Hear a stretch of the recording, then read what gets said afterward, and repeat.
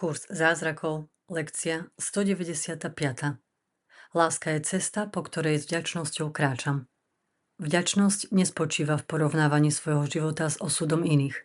Nie je skutočnou vďačnosťou tešiť sa z toho, že niekto trpí viac alebo že sa nám darí lepšie. Takéto myslenie posilňuje pocit oddelenosti a vedie k pýche, pocitu nadradenosti alebo podradenosti. Skutočná vďačnosť patrí Bohu, ktorý nám dáva cestu von z utrpenia a uzdravenie všetkých jeho príčin. Vďaka nemu sa môžeme oslobodiť od bolesti, pocitu viny a strachu. Láska neporovnáva.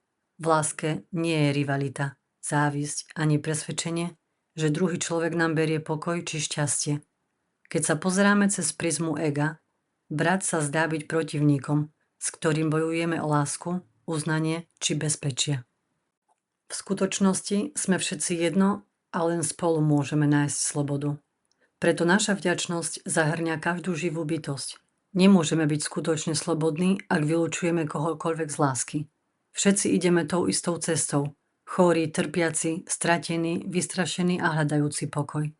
Pomáhajúc iným nájsť pokoj, sami nachádzame cestu k nemu. Keď prestaneme porovnávať, zmizne nenávisť a s ňou aj strach pred Bohom. Odpustenie sa stáva úplným, pretože si už nevyberáme, komu odpustiť a komu nie. Vtedy sa objaví skutočná vďačnosť, pretože vnímame lásku vo všetkom. Vďačnosť nahrádza hnev, zlosť, pomstu a pocit nedostatku. Uvedomujeme si, že Boh nám už dal všetko a nie sme o nič ukrátení.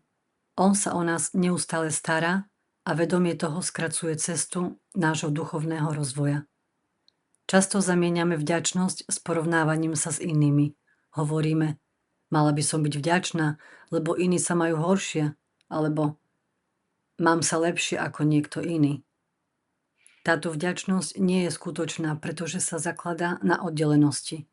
Ego využíva porovnávania, aby budovalo pocit nadradenosti alebo podradenosti a neustále udržiavalo ilúziu, že sme od seba odlišní. Každé dobro, ktoré zdieľame s druhým človekom, vďačnosť, láskavosť, uznanie či láska, sa k nám vracia, pretože dávaním zároveň príjmame. Čím viac vďačnosti obetujeme svetu, tým viac jej sami zažívame. Vďačnosť potom nie je reakciou na okolnosti, ale spôsobom života. To práve znamená kráčať cestou lásky. Žiť vo vedomí jednoty, s otvoreným srdcom a vďačnosťou, ktorá nevychádza z porovnávaní, ale z rozpoznania, že všetci sme súčasťou tej istej lásky.